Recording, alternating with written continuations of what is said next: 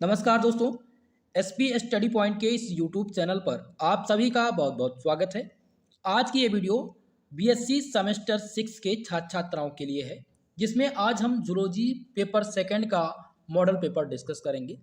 इस model paper में हमने जो प्रश्न चूज किए हैं वो ऑब्जेक्टिव प्रकार के हैं, यानी कि ऐसे विद्यार्थी जिनका इस सत्र का एग्जाम OMR पाठ्यक्रम पर होना है, उन सभी के लिए आज की ये क्लास खासकर महत्वपूर्ण होगी। इस क्लास में जो प्रश्न हमने सम्मिलित किए हैं वो हिंदी और इंग्लिश दोनों लैंग्वेज में है। दोस्तों, 100 ऑब्जेक्टिव टाइप प्रश्न इस क्लास में आपको देखने को मिलेंगे, इस मॉडल पेपर में देखने को मिलेंगे। तो चलिए आज की इस क्लास को स्टार्ट करते हैं। नई शिक्षा प्रणाली के अंतर्गत जो जूलॉजी पेपर सेकंड का पेपर टाइटल है वो है ecology, ethology, environmental science and wild life. ये एनईपी के अंतर्गत सभी विश्वविद्यालय में सिलेबस है। आप चाहे दीनदयाल उपाध्याय गोरखपुर विश्वविद्यालय के छात्र छात्राएं हों, राजा महेंद्र प्रताप अलीगढ़ विश्वविद्यालय से हों, सिद्धार्थ विश्वविद्यालय से हों, या फिर MGPRU बरेली विश्वविद्यालय से हों, कानपुर विश्वविद्यालय के छात्र छात्राएं हों, या फिर आप दोस्तों भीमराव अंबेडकर आगरा विश्वविद्यालय से हों, या फिर आप बनारस विश्वविद्यालय से हो, या फिर MS विश्वविद्यालय से हो, सभी में ऑब्जेक्टिव प्रकार के प्रश्न जहां पर भी पूछे जाने, सबके लिए ये क्लास बहुत ही मोस्ट इंपॉर्टेंट रहेगी। तो चलिए आज की इस वीडियो को हम प्रारंभ करते हैं और सॉल्व करते हैं आज के इस मॉडल पेपर को। तो पहला प्रश्न यहाँ पर दिया गया है दोस्तों, इसमें पूछा गया कि निम्नलिखित में से कौन सा अजैविक कारक का उदाहरण है। अजैविक कारक का आपको इसमें उदाहरण देना है। तो पहला हम बात करें अगर शिकार, पहला क्वेश्चन है शिकार, दूसरा है प्रतियोगिता, मिट्टी के पोषक तत्व और परजीविता। तो इनमें से कौन सा सही उत्तर हो जाएगा? तो मिट्टी के पोषक तत्व ये अजैविक कारक हैं, ये अजैविक कारक के अंतर्गत आते हैं। लेकिन अगर हम बात करें यहाँ पर परजीविता और शिकार, तो ये जैविक कारक हो जाएंगे। ठीक है, तो पूछा क्या गया था अजैविक, तो इसलिए ऑप्शन नंबर सी इस क्वेश्चन का करेक्ट उत्तर होगा। नेक्स्ट क्वेश्चन है आपका कि which of the following is an example of biotic factor. निम्नलिखित में से कौन सा जैविक कारक का उदाहरण है? तो जैविक कारक इनमें से कौन सा हो जाएगा? जल्दी से सभी लोग बताएंगे। तो यहाँ पर हम बात करें तो शिकार, जो आपका शिकार है ऑप्शन नंबर डी, शिकार आपका जैविक कारक के एक प्रकार का उदाहरण है, इसलिए ऑप्शन नंबर सी इस क्वेश्चन में करेक्ट उत्तर हो जाएगा। बाकी यहाँ पर तापमान दिया था, सूरज की रोशनी दी गई थी, पानी की उपलब्धता, तो ये सभी क्या है? ये जैविक कारक के उदाहरण नहीं है। ठीक है, चलिए अब आगे बढ़ते हैं नेक्स्ट क्वेश्चन की तरफ। वीडियो समझ में आ रही है? सभी लोग वीडियो को लाइक शेयर कर दीजिएगा ताकि और सभी दोस्त जुड़ सकें इस समय। ओके, चलिए नेक्स्ट प्रश्न आपका है what is an ecosystem. Ecosystem को हम कहते हैं पारिस्थितिकी का, क्या कहा जाता है इसको? पारिस्थितिकी तंत्र कहा जाता है। तो क्वेश्चन है कि पारिस्थितिकी तंत्र क्या है, ये क्वेश्चन पूछा गया है कि व्हाट इज एन इकोसिस्टम। पहला ऑप्शन कह रहा है कि ए सिंगल लिविंग ऑर्गेनिज्म, या a community of living organism, या फिर a population of single species, या ऑप्शन डी कह रहा है a community of living organism and their physical environment. तो इनमें से कौन सा उत्तर सही हो जाएगा? ऑप्शन नंबर डी इसमें करेक्ट उत्तर होगा, यानी कि जीवित जीवों और उनके भौतिक पर्यावरण का एक समुदाय पारिस्थितिकी तंत्र कहलाता है, इसलिए ऑप्शन नंबर डी इसमें आपका सही उत्तर होगा। चले आगे बढ़ें नेक्स्ट क्वेश्चन की तरफ। आपका अगला प्रश्न है कि which of the following is an example of keystone species। निम्नलिखित में से कौन सा कीस्टोन प्रजाति का उदाहरण है? तो इनमें से कीस्टोन प्रजाति का जो उदाहरण है वो है ए लायन इज ए समाना इकोसिस्टम। क्या हो जाएगा? समाना पारिस्थितिकी तंत्र में एक शेर, इसको क्या कहते हैं? इसको हम कीस्टोन प्रजाति कहते हैं, कीस्टोन प्रजाति। तो की स्टोन प्रजाति अगर हम बात करें तो जैसे बी वाला ऑप्शन अगर देखा जाए तो बी वाला ऑप्शन कह रहा था कि वन पारिस्थितिकी तंत्र में एक पेड़, तो की स्टोन प्रजाति में हमेशा क्या होगा? एक समाना पारिस्थितिकी तंत्र में एक शेर। ओके, तो ऑप्शन नंबर ए इसमें आपका करेक्ट हो जाएगा, a lion in a eco समाना इकोसिस्टम। चलिए इतनी चीज क्लियर हो गई, आगे बढ़ा जाए। नेक्स्ट प्रश्न आपका है कि what is the primary source of energy in most ecosystem. अधिकांश पारिस्थितिकी तंत्रों में ऊर्जा का प्राथमिक स्रोत क्या है? ऊर्जा का प्राथमिक स्रोत क्या है? तो आप सबको पता है ऊर्जा का प्राथमिक स्रोत जो है वो सनलाइट है, यूवी लाइट या सनलाइट है। ठीक है, तो ऑप्शन नंबर ए इस क्वेश्चन में आपका करेक्ट उत्तर हो जाएगा, सही जवाब हो जाएगा। क्या मेरे प्यारे दोस्तों इतनी चीज क्लियर हो पा रही है आप सबको? सभी लोग को समझ में आ रहा है? तो चलिए अगले प्रश्न की ओर चलते हैं। नेक्स्ट प्रश्न दिया गया what is the food chain. Food chain को हम खाद्य श्रृंखला कहते हैं। क्या कहते हैं? खाद्य श्रृंखला कहते हैं। तो क्वेश्चन पूछा गया है कि खाद्य श्रृंखला क्या है। ठीक है, what is a food chain. तो खाद्य श्रृंखला इनमें से कौन सा हो जाएगा? एक पारिस्थितिकी तंत्र में खाद्य प्रबंधों का एक नेटवर्क, इसको क्या कहते हैं? इसको हम खाद्य श्रृंखला के नाम से जानते हैं। A network of feeding relationship in an ecosystem. Okay, इसलिए ऑप्शन नंबर ए इस क्वेश्चन का सही उत्तर हो जाएगा, सही जवाब हो जाएगा। नेक्स्ट प्रश्न है, what is a food web? खाद्य जाल। फूड वेब को क्या कहते हैं हिंदी में? हिंदी में कहते हैं इसको खाद्य जाल। क्वेश्चन है कि खाद्य जाल क्या है? A network of feeding relationship in an ecosystem, या ऑप्शन बी कह रहा है कि a types of reproductive strategy in a species, या ऑप्शन सी है a physical structure in an ecosystem, या ऑप्शन डी है a types of abiotic factor in an ecosystem. तो खाद्य जाल क्या है? खाद्य जाल किसे कहते हैं? एक पारिस्थितिकी तंत्र में खाद्य संबंधों का एक नेटवर्क, इसको क्या कहा जाता है? खाद्य जाल के नाम से जानते हैं। ऑप्शन ए इसमें आपका करेक्ट उत्तर हो जाएगा, सही जवाब हो जाएगा। चलिए नेक्स्ट प्रश्न की ओर बढ़ेंगे। आपका अगला प्रश्न है कि which of the following is an example of an invasive species? निम्नलिखित में से कौन सा आक्रामक प्रजाति का उदाहरण है? आक्रामक प्रजाति पूछा गया है इनमें से, तो इनमें से आक्रामक प्रजाति कौन सा है? ध्यान रखेंगे, पहला हम बात करें, अगर इसमें दिया गया है कि a native bird in a forest ecosystem, यानी कि वन पारिस्थितिकी तंत्र में एक देसी पक्षी, क्या इसको आक्रामक प्रजाति कहते हैं? तो बिल्कुल ये नहीं होगा। अगर हम बात करें बी वाला, a native tree in the grassland ecosystem, यानी घास के मैदान में पारिस्थितिकी तंत्र में एक देसी पेड़, तो ये भी ऑप्शन आपका नहीं होगा।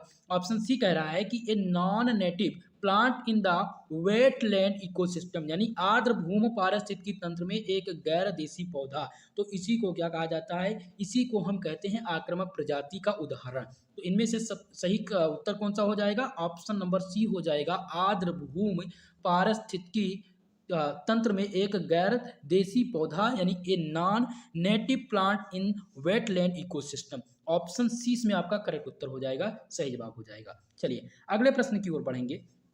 आपका नेक्स्ट क्वेश्चन है, which of the following is an example of habit fragmentation? निम्नलिखित में से कौन सा आवास विखंडन का एक उदाहरण है? आवास विखंडन का इनमें से पूछा गया है कि कौन सा एक उदाहरण है। तो पहला ऑप्शन दिया गया है the distribution of A wetland ecosystem, तो ये आपका बिल्कुल रॉन्ग हो जाएगा, यानी आर्द्र भूमि पारिस्थितिकी तंत्र का विनाश ये यानी आवास विखंडन का उदाहरण नहीं है। हम बात करें ऑप्शन नंबर 2 का, तो ऑप्शन बी नंबर कह रहा है कि the construction of A dam on river, यानी किसी नदी पर बांध का निर्माण, ये आपका ऑप्शन बी सही होगा। इसको आवास विखंडन के नाम से जानते हैं, यानी किसी भी नदी पर बांध का जब निर्माण होता है तो उसको आवास विखंडन के नाम से जानते हैं, इसलिए ऑप्शन नंबर 20 में आपका करेक्ट उत्तर हो जाएगा, सही जवाब हो जाएगा, क्योंकि क्या पूछा गया था? आवास विखंडन का उदाहरण पूछा गया था। चलिए अगले प्रश्न की ओर बढ़ेंगे। नेक्स्ट क्वेश्चन है, the ecosystem has the maximum biomass? इस पारिस्थितिकी तंत्र में सर्वाधिक बायोमास हैं, यानी कि पारिस्थितिकी तंत्र का यहाँ पर नाम दिया गया है, और इनमें से पूछा गया है कि कौन से पारिस्थितिकी तंत्र में सर्वाधिक बायोमास हैं। तो बात करें, पहला दिया गया है कि ग्रासलैंड इकोसिस्टम, जिसे घास का मैदान पारिस्थितिकी तंत्र कहते हैं। दूसरा दिया गया पॉन्ड इकोसिस्टम, लेक इकोसिस्टम और फॉरेस्ट इकोसिस्टम।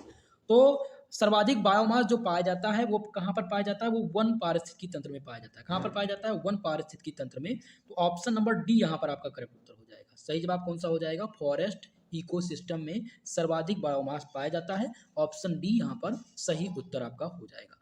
नेक्स्ट प्रश्न की तरफ बढ़ते हैं। आपका अगला प्रश्न यहाँ पर दिया गया है कि these are the primary producer of deepest या हाइड्रोथर्मल वेंट इकोसिस्टम।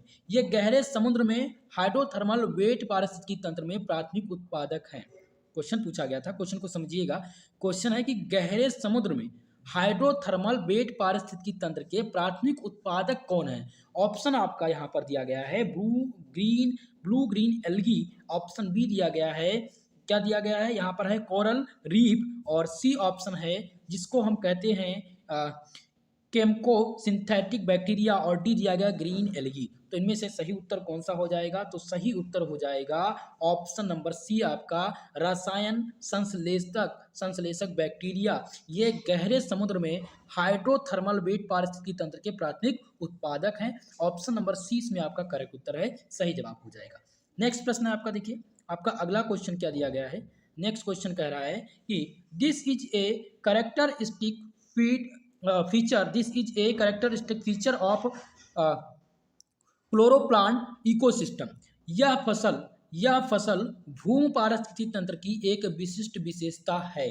तो पहला क्वेश्चन दिया गया है एब्सेंस ऑफ वेड, पारिस्थितिकी यानी पारिस्थितिकी उत्तराधिकार, इकोलॉजिकल सेक्शन, या फिर सी ऑप्शन दिया गया है कि न्यूनतम आनुवंशिक विविधता, और डी ऑप्शन दिया गया कि मृदा संस्थाओं की अनुपस्थिति। तो इनमें से कौन सा ऑप्शन सही हो जाएगा?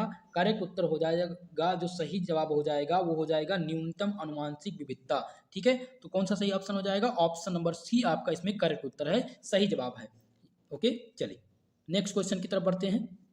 नेक्स्ट क्वेश्चन है a group of population of two or more species occupying the same geographical area at the same time is called. यानी कि एक ही समय में एक ही भौगोलिक क्षेत्र में रहने वाले दो या दो से अधिक प्रजातियों की आबादी के समूह को क्या कहा जाता है? क्या इसको पारिस्थितिकी तंत्र कहते हैं, या साभोजवाद कहते हैं, इंटरेक्शन कहते हैं, या फिर समुदाय कहते हैं? तो इसको क्या कहा जाता है? इसको कम्युनिटी कहा जाता है। क्या कहा जाता है? कम्युनिटी यानी समुदाय कहा जाता है।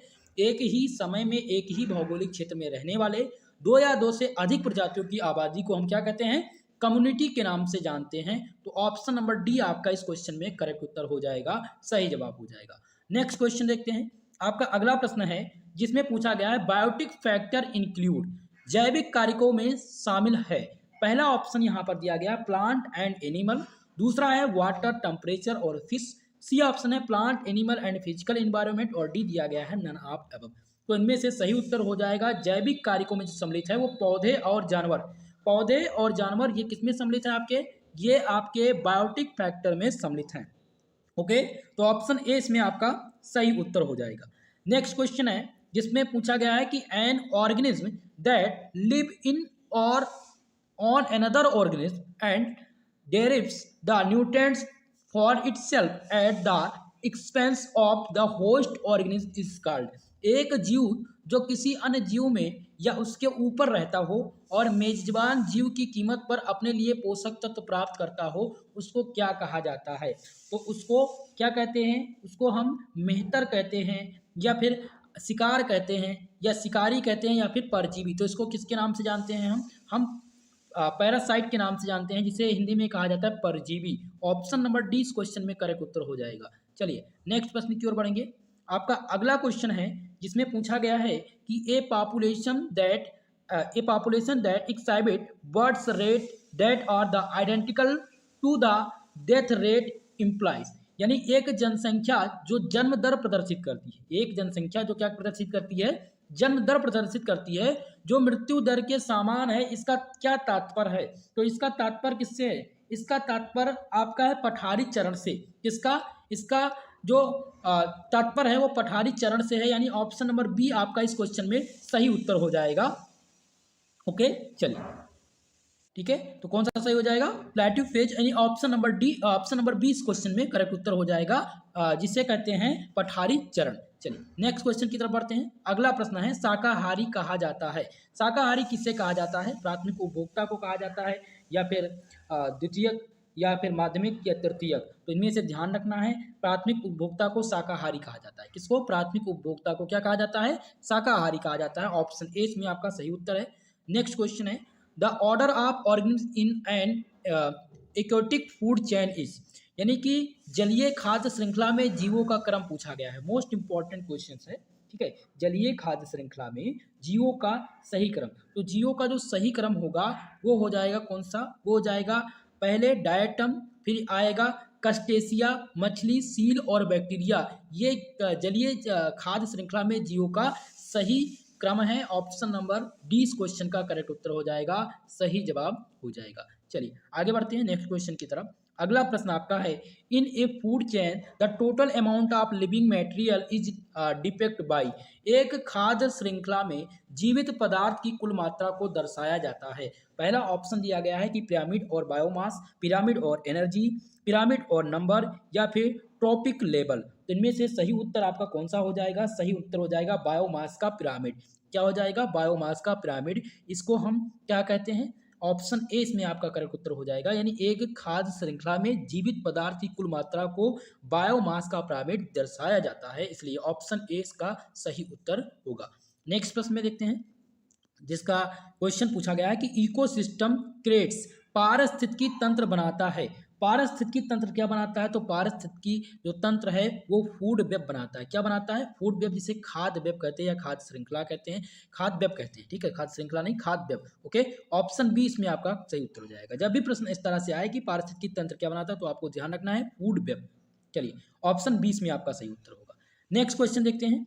अगला प्रश्न यहाँ पर दिया गया है कि which of the food chains directly depend on solar radiations. कौन सी खाद्य श्रृंखला सीधे तौर पर सौर विकिरण पर निर्भर करती है?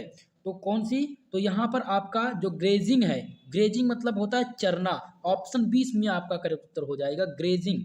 ठीक है, इनमें से जो ग्रेजिंग है वो फूड चेन डायरेक्टली डिपेंड करता है सोलर रेडिएशंस पर, इसलिए ऑप्शन बी इसमें आपका करेक्ट उत्तर हो जाएगा, सही जवाब हो जाएगा।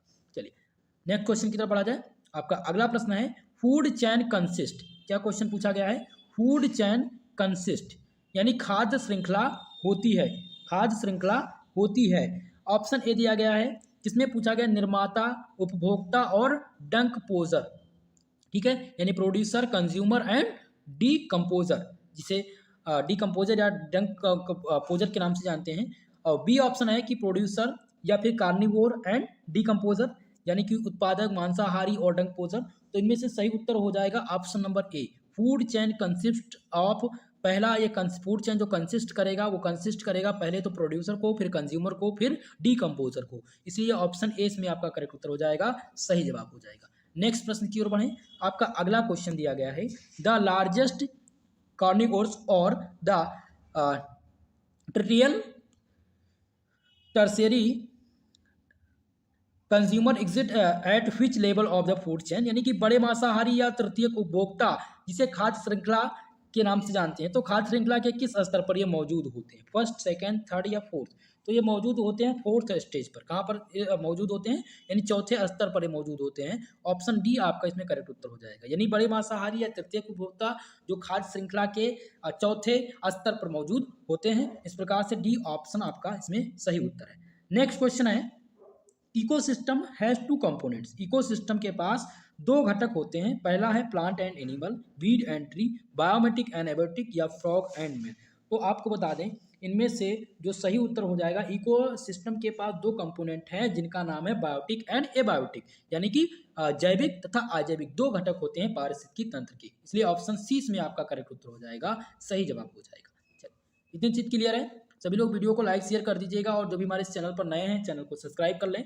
नेक्स्ट क्वेश्चन है in a food chain which of the following produce in the largest amount, यानी क्वेश्चन कह रहा है कि फूड चेन में कौन सा इनमें से लार्जेस्ट अमाउंट प्रोड्यूस करता है? तो इनमें से ध्यान देना है आपको, सही जो उत्तर हो जाएगा वो कौन सा हो जाएगा? वो हो जाएगा प्रोड्यूसर। प्रोड्यूसर इसमें सबसे ज्यादा लार्जेस्ट अमाउंट प्रोड्यूस करता है फूड चेन में, ऑप्शन ए इसमें सही उत्तर होगा। नेक्स्ट क्वेश्चन है the second order consumer in food chain is, यानी खाद्य श्रृंखला में एक दूसरे क्रम का उपभोक्ता है। पहला दिया गया मवेशी, इसे कैटल कहते हैं, दूसरा डियर यानी हिरण, सी दिया गया टाइगर और डी दिया गया गोट। तो इनमें से ऑप्शन नंबर सी इसमें करेक्ट उत्तर होगा, सही उत्तर हो जाएगा टाइगर। खाद्य श्रृंखला में दूसरे क्रम का जो उपभोक्ता है उसको चीता कहते हैं, यानी बाघ कहते हैं। क्या कहते हैं? बाघ कहते हैं। नेक्स्ट क्वेश्चन है कि when food energy pass from the herbivorous to carnivorous, यानी कि जब खाद्य ऊर्जा शाकाहारी से मांसाहारी में कब स्थानांतरित होती है?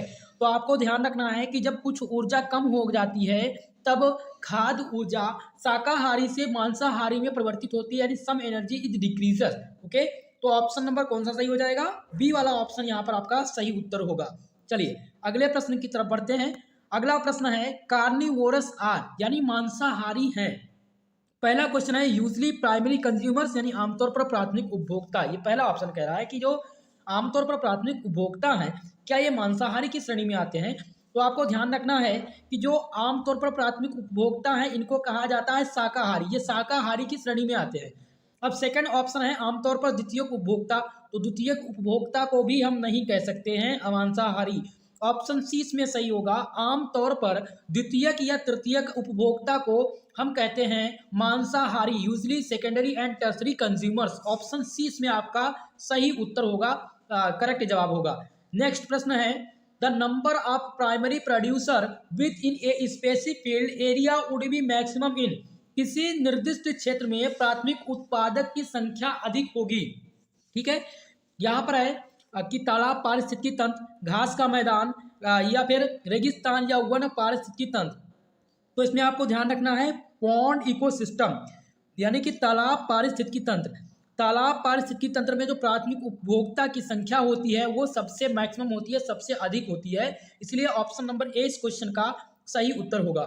नेक्स्ट क्वेश्चन है the collection of individuals which belong to the same species when live together in a region is known as, यानी किसी एक क्षेत्र में एक साथ रहने पर एक ही प्रजाति के व्यक्तियों का संग्रह को किस रूप में हम जानते हैं। पहला ऑप्शन है यहाँ पर किस्टोन प्रजाति, दूसरा है कम्युनिटी, सी दिया गया है गिल्ड और डी दिया गया है जनसंख्या।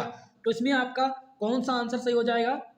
चलिए जल्दी से सभी लोग बताने का प्रयास करेंगे। तो सही उत्तर हो जाएगा इसमें पॉपुलेशन, इसको हम क्या कहते हैं? जनसंख्या कहते हैं। ठीक है, सही उत्तर हो जाएगा ऑप्शन नंबर डी, यानी कि किसी एक क्षेत्र में एक साथ रहने पर एक ही प्रजाति के व्यक्तियों का जो संग्रह होता है वो क्या कहलाता है? वो कहलाता है जनसंख्या। ऑप्शन डी इसमें सही उत्तर होगा। नेक्स्ट क्वेश्चन देखते हैं। आपका अगला प्रश्न है the size of population is represented by the property called density, यानी कि जनसंख्या का आकार घनत्व नामक गुण किसके द्वारा दर्शाया जाता है? नामक गुण द्वारा दर्शाया जाता है। क्वेश्चन समझिएगा, क्वेश्चन कह रहा है कि जनसंख्या का आकार और घनत्व नामक गुण द्वारा दर्शाया जाता है। क्या ये कथन सत्य है या फिर असत्य है? तो ये कथन बिल्कुल सत्य है, यानी ये कथन ट्रू है। ऑप्शन नंबर ए आपका इसमें करेक्ट उत्तर होगा, सही जवाब हो जाएगा। चलिए अगला प्रश्न है कि name the term which define the study of characteristic and parameters of population, उस शब्द का नाम बताइए जो जनसंख्या की विशेषताओं और मापदंडों के अध्ययन को परिभाषित करता है। उसको हम क्या कहते हैं? उसको हम जनसांख्यिकी कहते हैं, या फिर आपको जनसंख्या पारिस्थितिकी कहते हैं, या जनसंख्या घनत्व कहते हैं, या फिर मृत्यु दर कहते हैं। तो आपको बता दें कि उस शब्द का नाम, यानी इसको हम कहते हैं डेमोग्राफी, जिसे हम जनसांख्यिकी के नाम से जानते हैं। ऑप्शन नंबर ए इस क्वेश्चन का करेक्ट उत्तर हो जाएगा जनसांख्यिकी। ठीक है, उस शब्द का नाम बताइए जो जनसंख्या की विशेषता और मापदंडों के अध्ययन को परिभाषित करता है, वो जनसांख्यिकी के अंतर्गत होता है। ऑप्शन ए इस क्वेश्चन का करेक्ट उत्तर हो जाएगा, सही जवाब हो जाएगा। चलिए अगले प्रश्न की ओर। नेक्स्ट क्वेश्चन इसमें दिया गया है कि which of the following term define the ability of the individual and population to produce new individual, यानी कि निम्नलिखित में से कौन सा शब्द जनसंख्या में व्यक्ति की प्रोड्यूस को न्यू इंडिविजुअल की तरह बताता है? तो इसमें आपको ध्यान रखना है नेशनैलिटी, यानी कि राष्ट्रीयता ये दर्शाता है। ऑप्शन नंबर सी इस क्वेश्चन का सही उत्तर होगा। चलिए अगले प्रश्न की ओर। नेक्स्ट क्वेश्चन है पारिस्थितिकी अनुक्रमण में मध्यावर्ती विकास चरण को क्या कहा जाता है? पारिस्थितिकी अनुक्रमण में मध्यावर्ती जो विकासात्मक चरण है उसको हम क्या कहते हैं?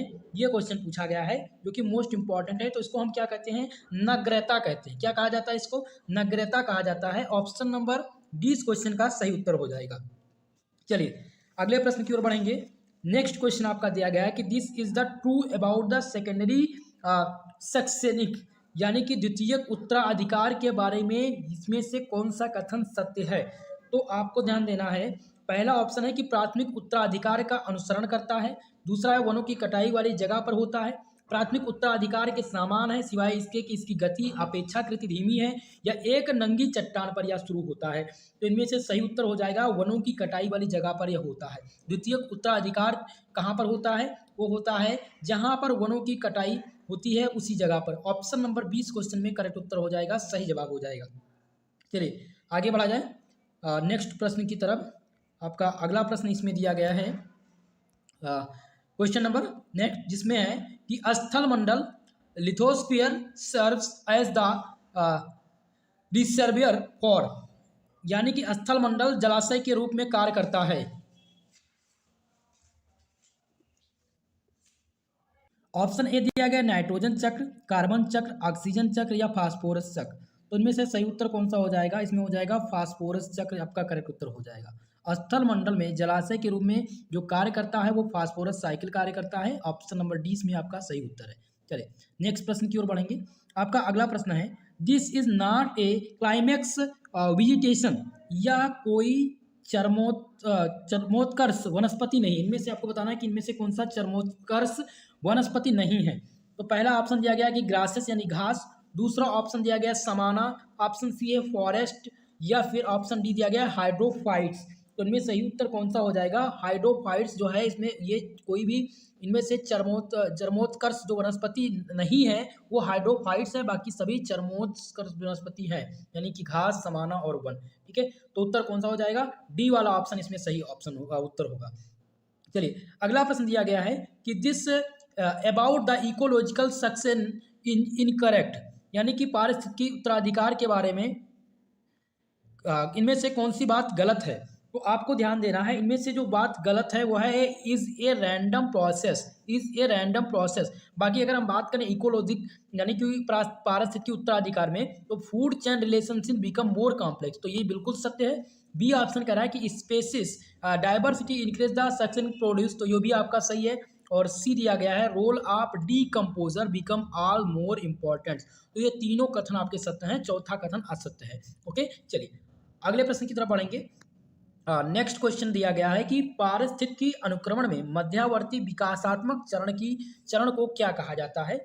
तो इसको हम क्या कहते हैं? इसको हम नग्रता कहते हैं। क्या कहते हैं? नग्रता कहते हैं। ऑप्शन डी इसमें आपका करेक्ट उत्तर हो जाएगा। तो शायद इससे क्वेश्चन को हमने यानी कि इस पीडीएफ को हमने पहले ही जो है डिस्कस कर दिया है। नेक्स्ट हम देखते हैं, अगला क्वेश्चन है lichens are good bio indicators for, lichens अच्छे जैव संकेतक हैं पर्यावरण विकिरण के, मृदा प्रदूषण के, जल एवं वायु प्रदूषण के, या उपरोक्त में से कोई नहीं। तो लाइकेंस जो हैं वो अच्छे संकेतक किसके हैं? जल्दी से आप लोग बताएंगे। तो ये अच्छे संकेतक हैं जल और वायु प्रदूषण के। इस प्रकार से वाटर एंड एयर पॉल्यूशन आपका करेक्ट उत्तर होगा। सही जवाब हो जाएगा ऑप्शन नंबर सी।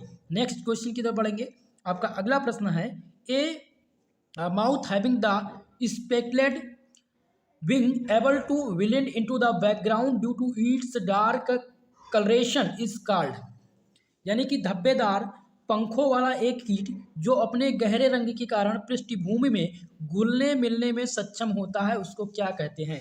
तो ऑप्शन ए दिया गया औद्योगिक मेलानिज्म, अनुकूलन, शिकार या फिर विकास। तो इसको कहते हैं औद्योगिक melanism. Okay, option number A इस क्वेश्चन का करेक्ट उत्तर हो जाएगा, सही जवाब हो जाएगा। चलिए नेक्स्ट प्रश्न की ओर बढ़ेंगे।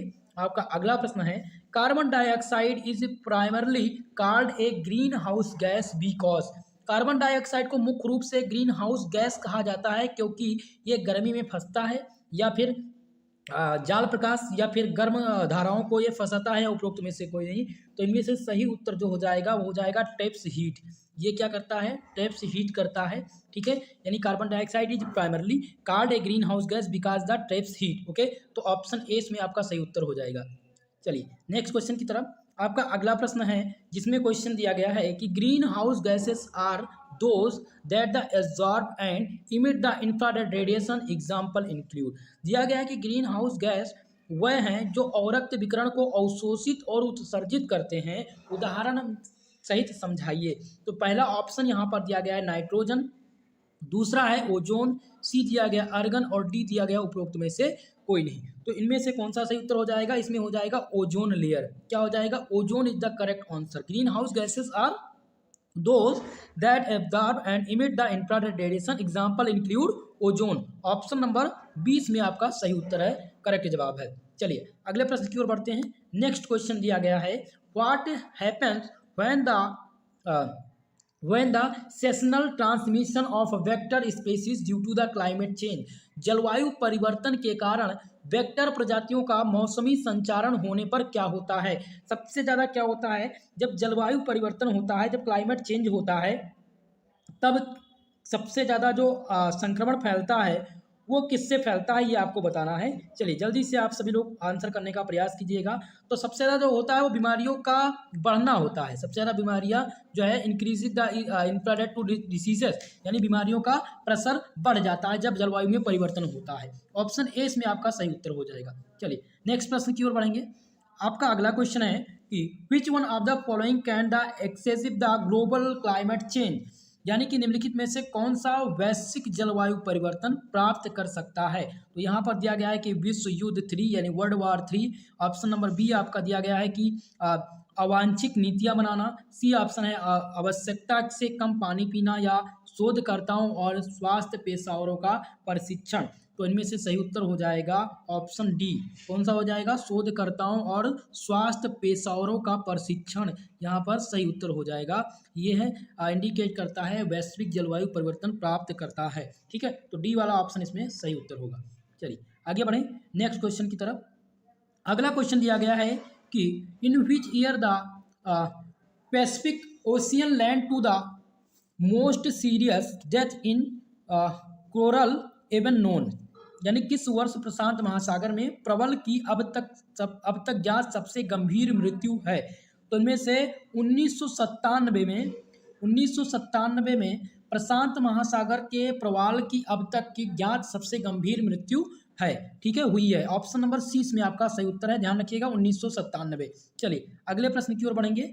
नेक्स्ट क्वेश्चन है कि which one of the following is not a green house gas, निम्नलिखित में से कौन सा एक ग्रीन हाउस गैस नहीं है? बहुत ही महत्वपूर्ण क्वेश्चन है और आप सब इस क्वेश्चन का आंसर देने का प्रयास कीजिएगा। तो अगर हम बात करें मीथेन की, तो मीथेन एक प्रकार का ग्रीन हाउस गैस है, लेकिन अगर यहीं पे बात करें हाइड्रोजन, तो हाइड्रोजन ग्रीन हाउस गैस के अंतर्गत नहीं आता है। बात करें नाइट्रोजन ऑक्साइड की, तो यह भी आपका ग्रीन हाउस गैस है, और ओजोन तो आता ही है ग्रीन हाउस गैस के अंतर्गत। ठीक है, तो सही उत्तर कौन सा हो जाएगा? सही उत्तर हो जाएगा सर आपका ऑप्शन नंबर बी, यानी हाइड्रोजन। चलिए नेक्स्ट प्रश्न की ओर बढ़ेंगे। अगला क्वेश्चन क्या दिया गया है कि burning the fossil fuel result इन, यानी जीवाश्म ईंधन के जलने से परिणाम होता है। पहला ऑप्शन दिया गया ऑक्सीजन स्तर में वृद्धि, ग्रीन हाउस गैसों को कम कर देता है, या ग्रीन हाउस गैसों में वृद्धि, या फिर इथेन स्तर में वृद्धि। तो जीवाश्म ईंधन के जलने के जो परिणाम होते हैं वो क्या होता है? ग्रीन हाउस गैसों में वृद्धि हो जाती है। ठीक है, ऑप्शन नंबर सी में सही होगा, increases the greenhouse gases, burning of fossil fuel result in increases the greenhouse gases. Option number C is the right answer. चलिए अगले प्रश्न की ओर बढ़ेंगे। नेक्स्ट क्वेश्चन है the most point greenhouse gas in the term of efficiency in. माफ कीजिएगा, question है कि the most potent greenhouse gas in the terms of efficiency is, यानी दक्षता की दृष्टि से सर्वाधिक शक्तिशाली ग्रीन हाउस गैस इनमें से कौन सी है? तो आप लोग ध्यान रखेंगे, इसमें दिया गया है CFC। CFC का मतलब क्या होता है? कमेंट बॉक्स में कमेंट करके बताने का प्रयास कीजिएगा।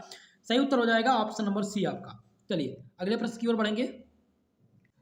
चलिए तो इसको ध्यान रखेंगे आप, क्लोरोफ्लोरोकार्बन क्या है? आपका सबसे most potent greenhouse gas है इफिशियंसी के तौर पर। चलिए नेक्स्ट क्वेश्चन देखते हैं। आपका अगला प्रश्न दिया गया है कि which one of the following is incorrect about the green house effect, यानी कि ग्रीन हाउस प्रभाव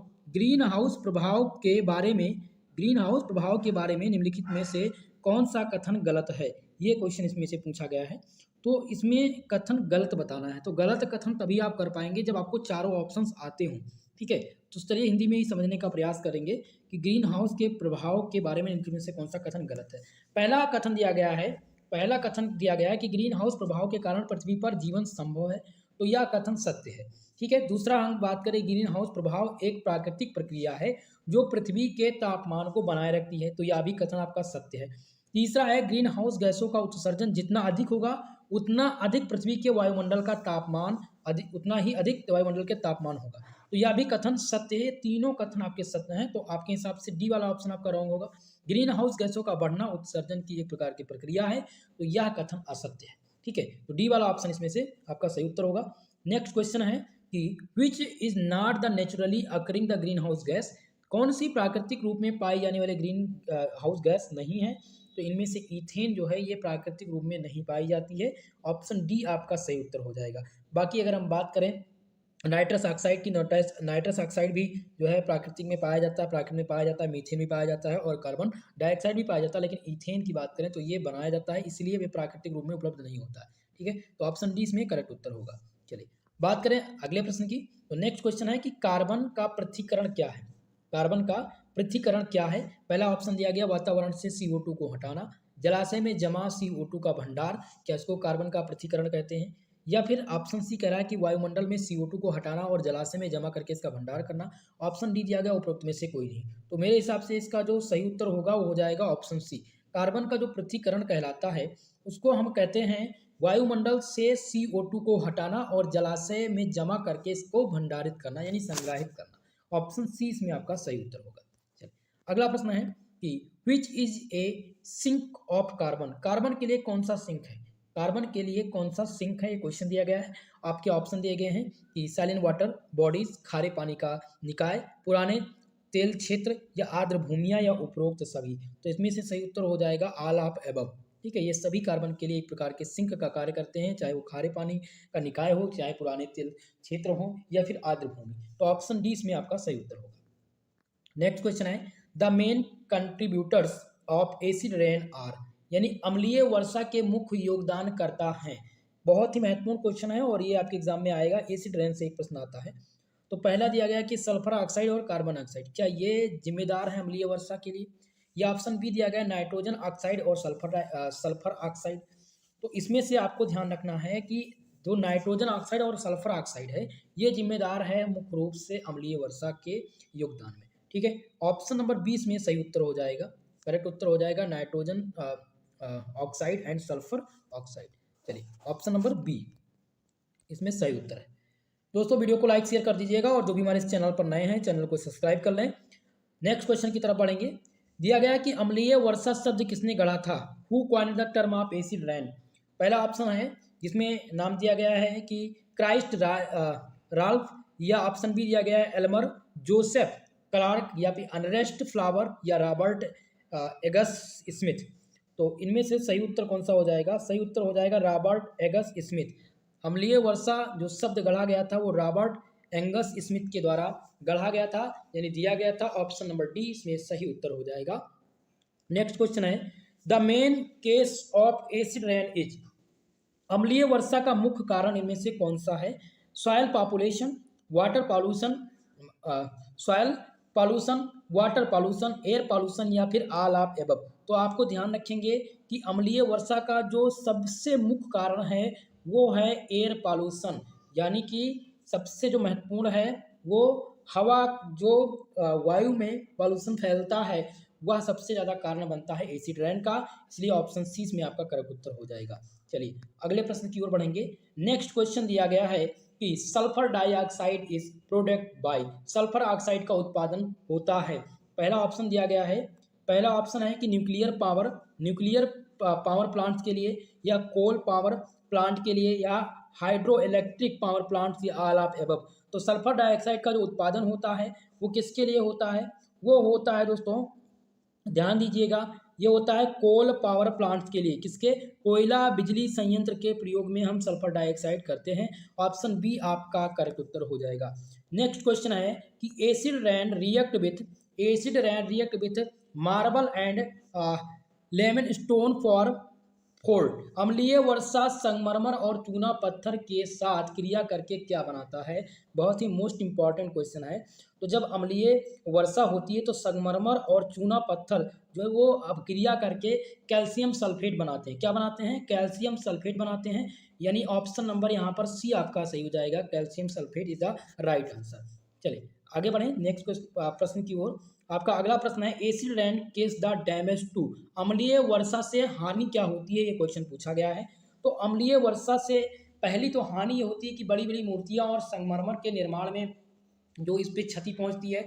दूसरा है वनस्पति और जीव पर भी क्षति पहुंचती है, पेड़ की वृद्धि में भी क्षति होती है। तो इसलिए उपरोक्त सभी यानी ऑप्शन नंबर डी आप टिक करेंगे, ऑल ऑफ एबव इसमें करेक्ट उत्तर हो जाएगा। ठीक है, acid rain causes the damage in all of above, यानी ऑप्शन नंबर डी आपका सही उत्तर है। चलिए नेक्स्ट प्रश्न की ओर बढ़ेंगे। आपका अगला प्रश्न दिया गया है the main causes to damage the Taj Mahal is, Taj Mahal को क्षति पहुंचाने का मुख्य कारण क्या है। पहला है water pollution, soil pollution, acid rain, या फिर फॉग, यानी कि जल प्रदूषण, मृदा प्रदूषण, अम्लीय वर्षा या कोहरा। तो सबसे ज़्यादा ताजमहल को जो क्षति पहुंचाता है वो अम्लीय वर्षा पहुंचाता है, यानी कि ऑप्शन नंबर सी सही हो जाएगा, acid rain. The main causes to damage the Taj Mahal is acid rain. ठीक है, सही ऑप्शन हो जाएगा option number C. Next question आपका दिया गया इसमें कि good ozone is found in the, अच्छा ओजोन पाया जाता है। तो अच्छा जो ओजोन होता है वो कहाँ पाया जाता है, सभी लोग आंसर करने का प्रयास कीजिएगा इस क्वेश्चन का। तो ये समताप मंडल में पाया जाता है।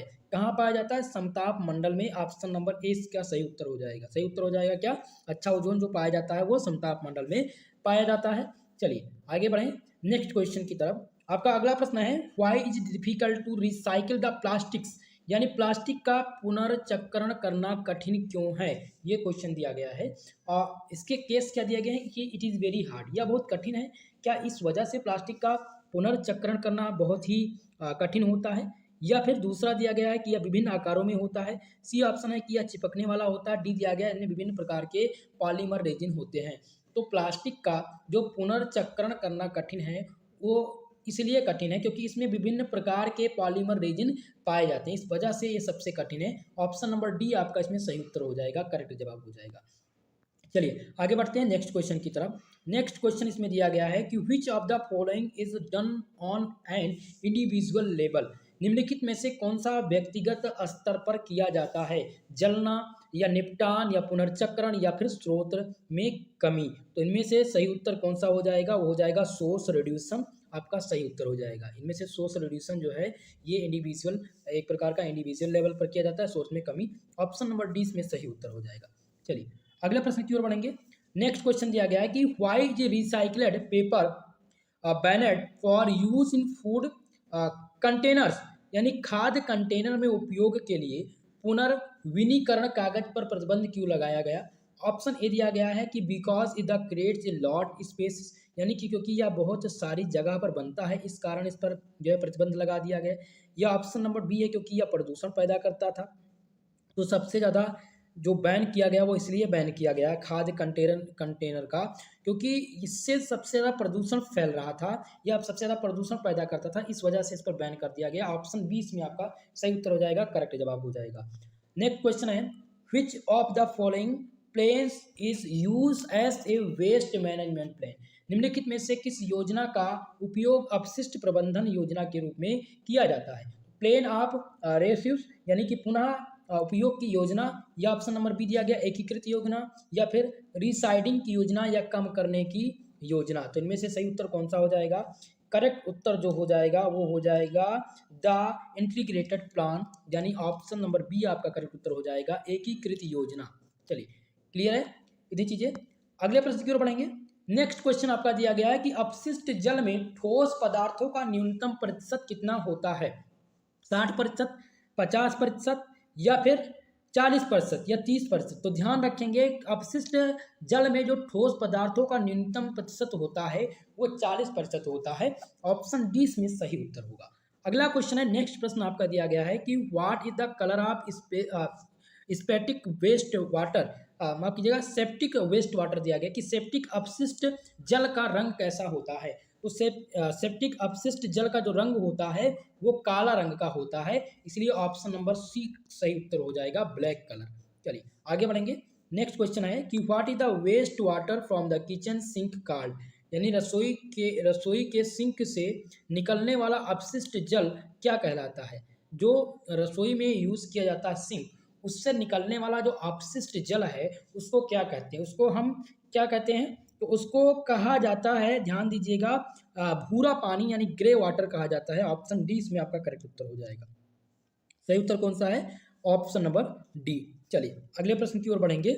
नेक्स्ट क्वेश्चन है which of the following waste water does not contain the sewage, यानी कि इनमें दिया गया निम्नलिखित में से कौन सा अपशिष्ट जल में मलजल नहीं होता है।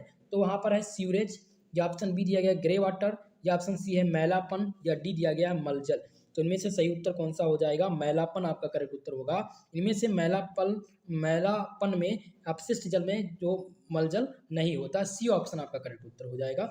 नेक्स्ट क्वेश्चन दिया गया है कि what is the term use for the reduce the sewage solids, यानी कि सीवेज कीचड़ में पुनः उपयोग के लिए प्रयुक्त शब्द क्या है। तो इसमें जो प्रयुक्त किया गया शब्द है उसको कहते हैं बायोसॉलिड कहते हैं, माफ कीजिएगा, इसको क्या कहते हैं, बायोसॉलिड कहते हैं। ऑप्शन नंबर ए इसमें आपका करेक्ट उत्तर हो जाएगा, सही जवाब हो जाएगा। नेक्स्ट क्वेश्चन देखते हैं जिसमें पूछा गया है कि सेप्टिक टैंक प्रणालियों में उपलब्ध कराए गए 2 टैंकों का कार्य क्या है। तो जो सेप्टिक टैंक प्रणाली में उपलब्ध कराए गए टैंक हैं उनका जो कार्य है वो कार्य है काले और भूरे पानी को विभाजित करते हैं। ये क्या करते हैं, काले और भूरे पानी को विभाजित करके निकालते हैं। ऑप्शन नंबर 20 क्वेश्चन में आपका सही जवाब हो जाएगा, करेक्ट उत्तर हो जाएगा। चलिए अगले प्रश्न की ओर बढ़ेंगे। नेक्स्ट क्वेश्चन दिया गया है कि निम्नलिखित में से कौन सा अपशिष्ट जल उपचार के पारंपरिक तरीकों का विरोध करता है। तो यहाँ पर आपको ध्यान देना है कि इसमें जो सही उत्तर हो जाएगा वो हो जाएगा दुर्मय कार्बनिक पदार्थ। कार्बनिक पदार्थ जो हैं वो एक प्रकार के ऐसे अपशिष्ट जल के उपचार के पारंपरिक तरीकों का ये क्या करते हैं, विरोध करते हैं। तो ऑप्शन नंबर ए इसमें सही उत्तर होगा। चलिए अगले प्रश्न की ओर बढ़ेंगे। नेक्स्ट क्वेश्चन दिया गया है कि which of the following waste water constituents are removed by the chemical immobilization, यानी कि निम्नलिखित में से कौन सा अपशिष्ट जल घटक रासायनिक स्त्रीकरण द्वारा हटा दिया जाता है। तो ये निलंबित ठोस धातुएं, फास्फोरस या फिर BDO।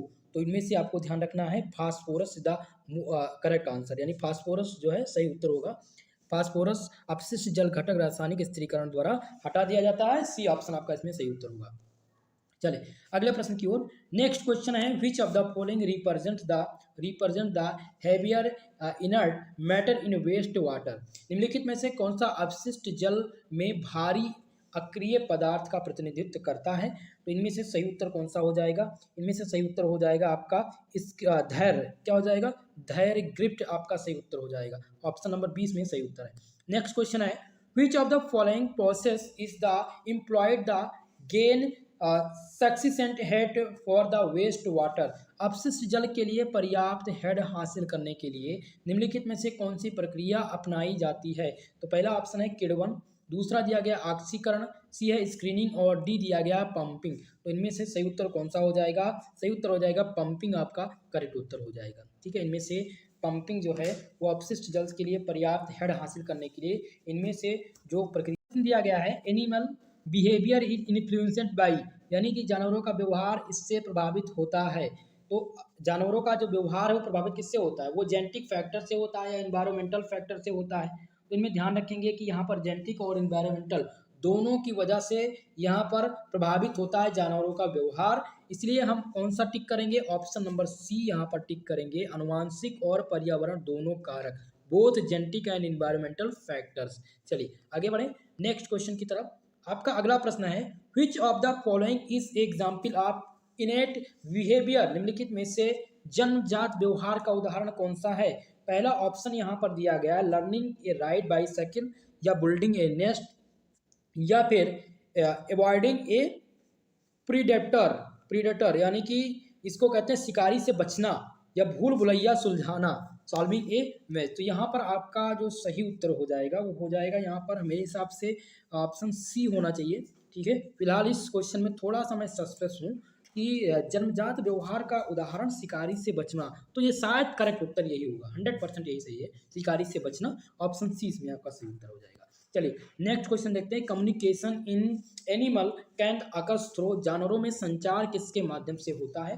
तो जानवरों में जो संचार का माध्यम है वो ऑल ऑफ एबव है, यानी कि चाहे हम दृश्य संकेत की बात करें या श्रवण संकेत की बात करें या रासायनिक संकेत की बात करें, तो उपरोक्त डी यानी ऑप्शन नंबर डी सही होगा। जानवरों में संचार का जो माध्यम है वो उपरोक्त सभी है, इन सभी के माध्यम से जानवरों में संचार होता है। चलिए अगला क्वेश्चन है कि प्रवास जानवरों द्वारा प्रदर्शित एक व्यवहार है, साथियों की तलाश करें, भोजन ढूंढें, शिकारियों से बचना या उपरोक्त आवासों में चले जाएं। तो यहाँ पर सही उत्तर कौन सा हो जाएगा। सही उत्तर हो जाएगा कि उपयुक्त आवासों में चले जाएं। जो प्रवासन जानवर होते हैं वो एक स्थान से दूसरे स्थान पर आते हैं और जब उनका समय पूरा हो जाता है तो वो अपने उपयुक्त आवास में चले जाते हैं। इसको हम क्या कहते हैं, एक प्रकार का व्यवहार कहते हैं। प्रवासन जानवरों का जो प्रदर्शित एक प्रकार का व्यवहार है वो उपयुक्त आवासों में चले जाना। ऑप्शन नंबर डी इसमें से सही उत्तर हो जाएगा आपका। चलिए नेक्स्ट क्वेश्चन देखते हैं।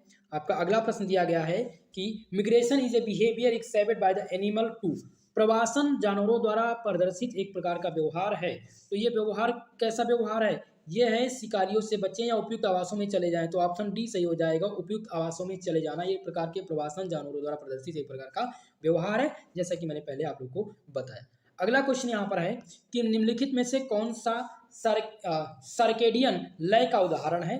तो ऑप्शन ए दिया गया है कि हाबरनेशन, पक्षियों का प्रवास, या फिर ऑप्शन नंबर बी दिया गया है जिसमें सी है नींद जागने का चक्र या क्षेत्र का आकलन। तो इनमें से कौन सा आंसर सही हो जाएगा आपका। सही उत्तर आपका हो जाएगा नींद जगने का चक्र। क्या हो जाएगा, नींद जगने का चक्र। इसमें से ये सर्केडियन लय का उदाहरण है। ऑप्शन सी इसमें से सही उत्तर हो जाएगा।